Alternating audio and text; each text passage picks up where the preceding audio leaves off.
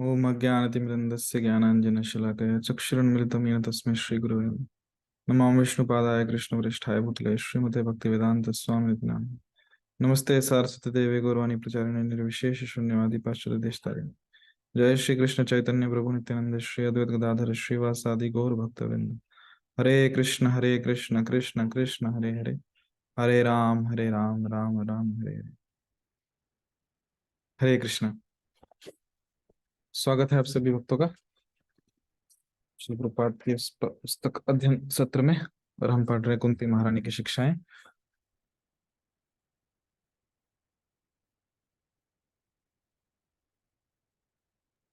प्रार्थना क्रमांक 15। जन्म मृत्यु से परे। केचिदाहुरजञ्जातं पुण्यश्लोकस्य कीर्तये यदो प्रियस्यान्ववाय मलयस्येव चंदनम। कुंती महारानी कह रही हैं, कुछ लोग कहते हैं कि अजन्मा का जन्म पुण्यात्मा राजाओं की कीर्ति विस्तार के लिए होता है, और कुछ कहते हैं आप अपने परम भक्त राजा यदु को प्रसन्न करने के लिए जन्मे हैं। आप उसके कुल में उसी प्रकार जन्मे हैं जिस प्रकार मलय पर्वत में चंदन। तात्पर्य श्रील प्रभुपाद जी द्वारा, क्योंकि इस जगत में भगवान का प्राकट्य चकराने वाला है, अतएव अजन्मा के जन्म के विषय में विभिन्न मत हैं। भगवत गीता में भगवान कहते हैं कि यद्यपि वे सारी सृष्टि के स्वामी तथा अजन्मा है, फिर भी वे भौतिक जगत में जन्म लेते हैं। अतएव अजन्मा के जन्म से इनकार नहीं किया जा सकता, क्योंकि स्वयं भगवान ने इस सत्य को प्रतिष्ठित किया है। फिर भी उनके जन्म को लेकर विभिन्न मत प्रचलित हैं। भगवत गीता में भी कृष्ण भगवत गीता में भी इसकी घोषणा है। वे अपनी अंतरंगा शक्ति से धर्म की स्थापना करने के तथा पुण्यात्माओं की रक्षा करने और पापियों का संहार करने के लिए प्रकट होते हैं। अजन्मा के प्राकट्य का यही उद्देश्य है। फिर भी यही कहा जाता है कि भगवान पुण्य श्लोक युधिष्ठिर की कीर्ति का विस्तार करने के लिए आए। निश्चय ही भगवान कृष्ण सारे विश्व के कल्याण हेतु पांडवों का राज्य स्थापित करना चाहते थे। जब संसार में कोई पुण्यात्मा राजा राज्य करता है तो लोग सुखी रहते हैं। जब राजा पापी होता है तो लोग सुखी नहीं रहते। इस कलयुग के अधिकांश राजा पापी हैं, अतः नागरिक भी लगातार दुखी हैं। लेकिन प्रजातंत्र में तो पापी नागरिक स्वयं अपने प्रतिनिधि का चुनाव करते हैं, अतः अपने दुख के लिए वे किसी अन्य को दोष नहीं दे सकते। महाराज नल भी एक महान पुण्यात्मा राजा के रूप में विख्यात थे, किंतु कृष्ण से उनका कोई वास्ता न था। अतः यहाँ पर कृष्ण द्वारा महिमा मंडित किए जाने में महाराज युधिष्ठिर से ही तात्पर्य है। उन्होंने यदु के कुल में जन्म लेकर उनकी भी कीर्ति बढ़ाई थी, इसलिए वे यादव, यदुवीर, यदुनंदन आदि के रूप में विख्यात हैं। यद्यपि भगवान ऐसी झंझट में नहीं पड़ते, वे मलय पर्वत में उगने वाले चंदन के समान हैं। वृक्ष तो कहीं भी उगते हैं, लेकिन चंदन का वृक्ष विशेष रूप से मलय पर्वत क्षेत्र में उगता है। मलय अर्थात चंदन तथा मलय पर्वत परस्पर संबंधित हैं। अतएव ये निष्कर्ष निकला कि भगवान सूर्य के समान अजन्मा है, फिर भी वे उसी तरह प्रकट होते हैं जिस प्रकार सूर्य पूर्वी क्षितिज में उदय होता है। जिस प्रकार सूर्य सदा पूर्वी क्षितिज में ही नहीं रहा रहा आता, उसी तरह भगवान किसी के पुत्र नहीं, लेकिन समस्त वस्तुओं के पिता अर्थात जनक हैं। भगवद गीता में भगवान कहते हैं, अजो अपि सन व्ययात्मा भूतानाम ईश्वरो अपि सन प्रकृतिम स्वामी प्रकृतिम स्वाम अधिष्ठाय संभवामि आत्माया। यद्यपि मैं जन्म अजन्मा तथा अविनाशी हूँ, यद्यपि मैं समस्त जीवों का स्वामी हूँ, तो भी मैं प्रत्येक युग में अपने आदि दिव्य रूप में प्रकट होता हूँ। कृष्ण अजन्मा है और हम भी अजन्मा हैं, किंतु अंतर इतना ही है कि हमें भौतिक देह में फंसा दिया गया है, जबकि भगवान के साथ ऐसा नहीं है। अतः हम अजन्मा रूप में अपना पद बनाए नहीं रख सकते।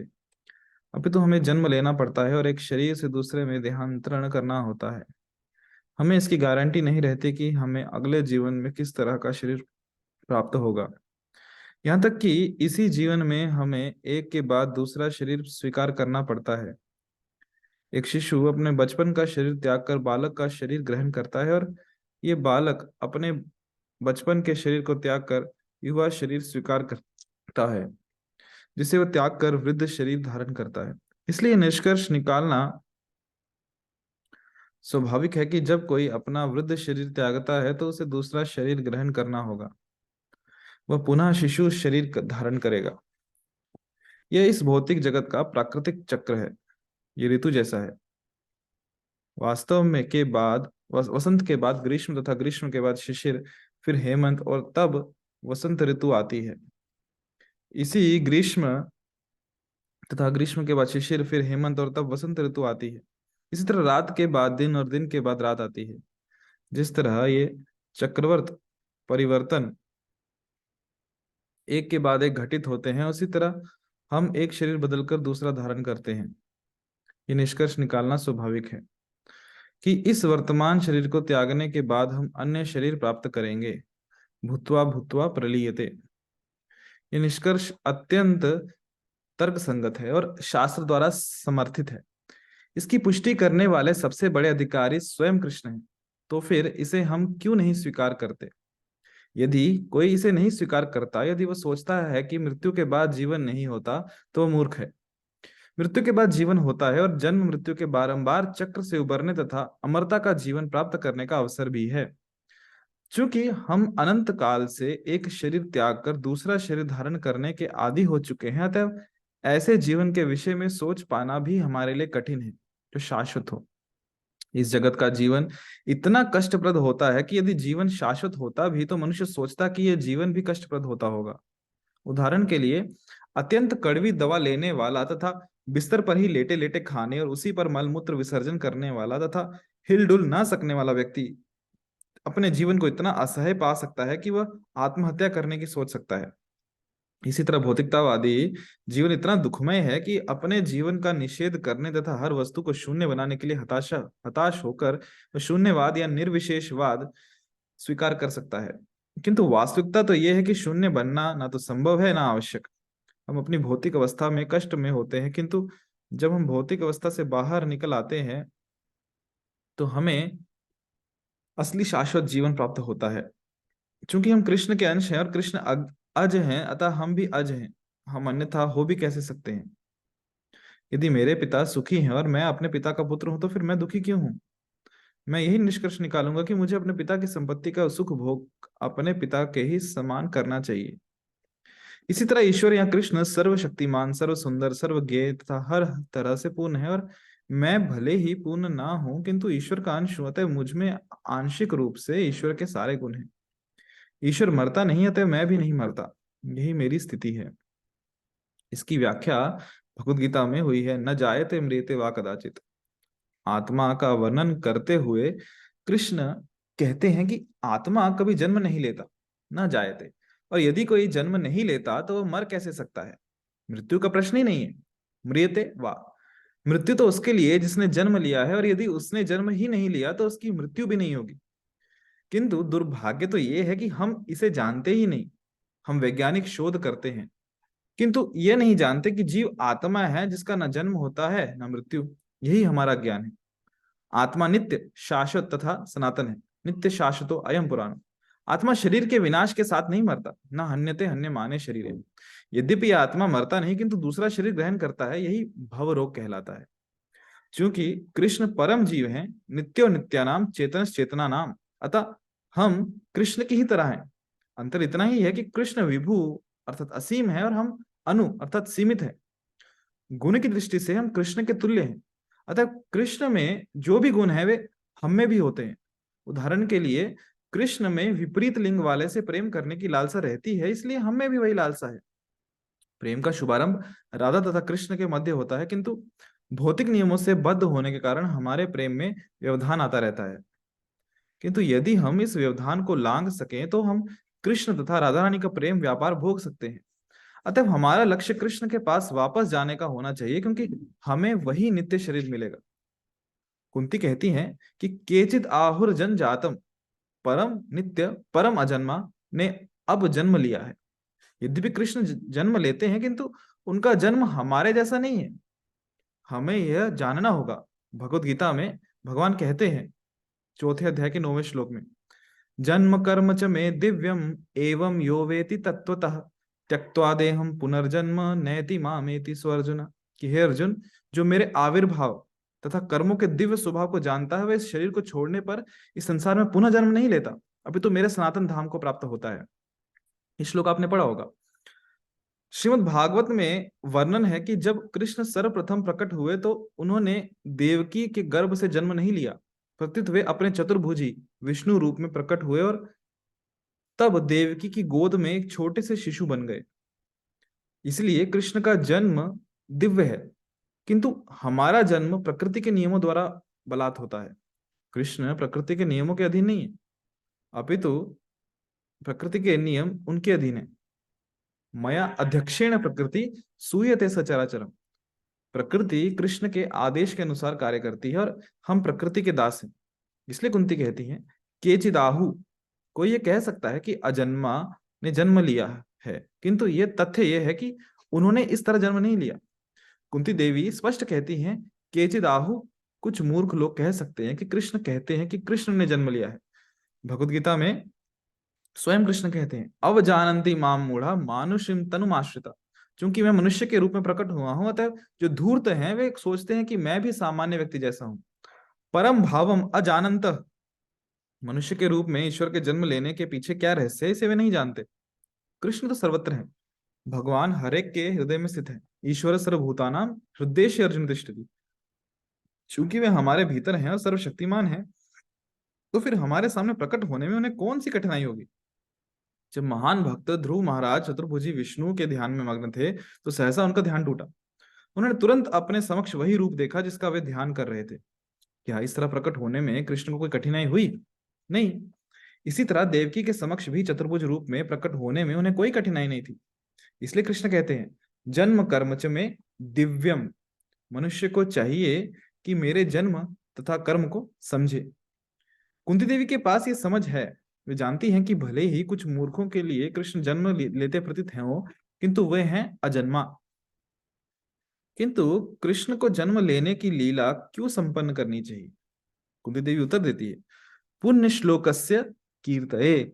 जो लोग अत्यंत पवित्र हैं और आध्यात्मिक ज्ञान में बड़े चढ़े हैं, उनको महिमा मंडित करने के लिए कृष्ण देवकी के पुत्र रूप में अपनी भक्त देवकी को महिमा मंडित करने हेतु आते हैं।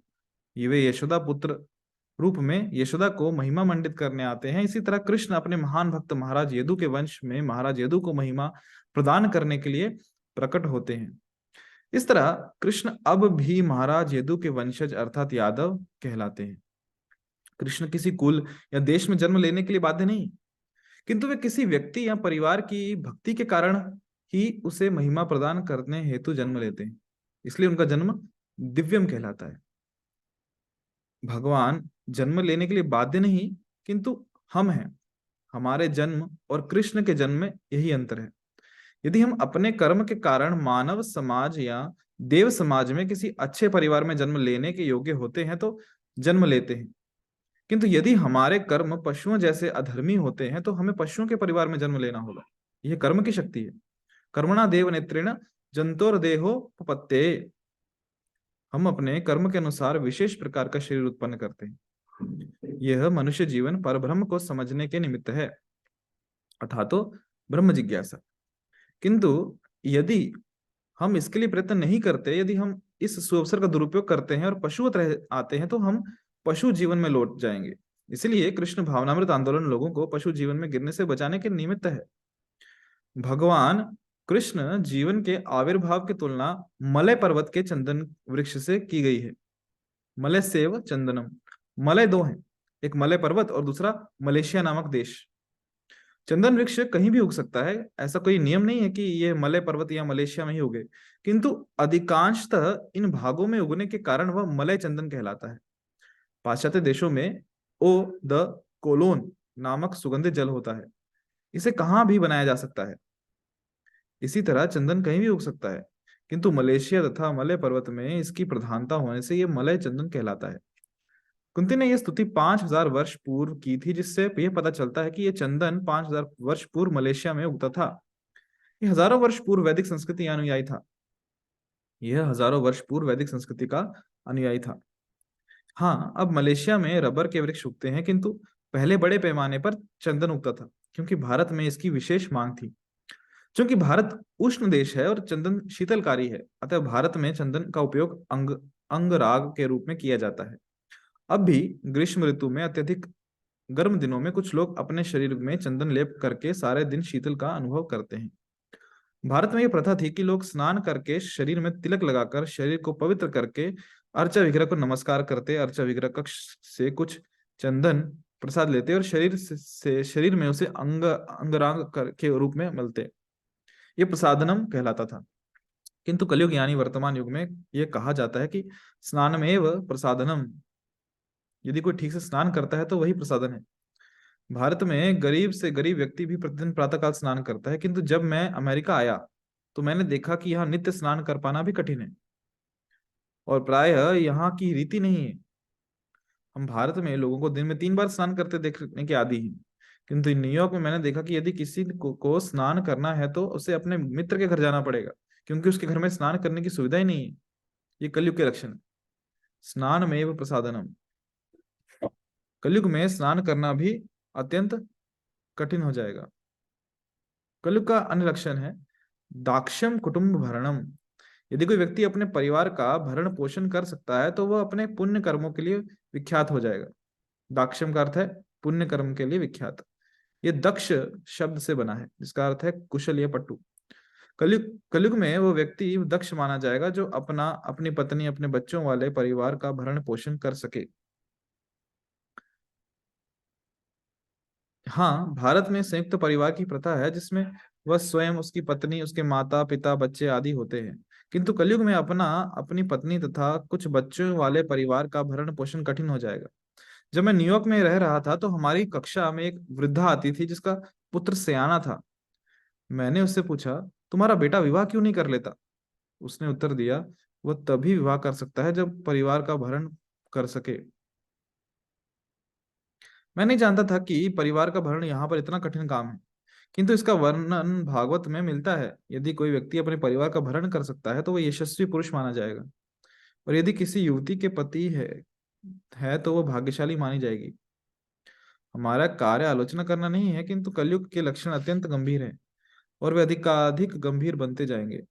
कलयुग की अवधि 4,32,000 वर्ष है और इसमें भी अभी केवल 5,000 वर्ष बीते हैं। अभी से अनेक कठिनाइयां आने लगी हैं। हम ज्यों ज्यों इस कलयुग में बढ़ते जाएंगे त्यों त्यों समय कठिन होता जाएगा। इसलिए सर्वोत्तम उपाय यही है कि हम कृष्ण भावनामृत पूरा करके भागवत धाम लौट जाएं। इससे हम बच पाएंगे। अन्यथा हम कलयुग में दूसरा जीवन बिताने के लिए फिर आएंगे। आगे आने वाले दिनों को कठिन पाएंगे तथा हमें अधिकाधिक कष्ट उठाने पड़ेंगे। हरे कृष्णा। तो यहाँ हम रुकते हैं। वाञ्छाकल्पतरुभ्यश्च कृपा सिन्धुभ्यो च पतितानां पावनेभ्यो वैष्णवेभ्यो नमो नमः। अनंत कोटि वैष्णववृंद की जय। शिल प्रपाद की जय। हरे कृष्ण।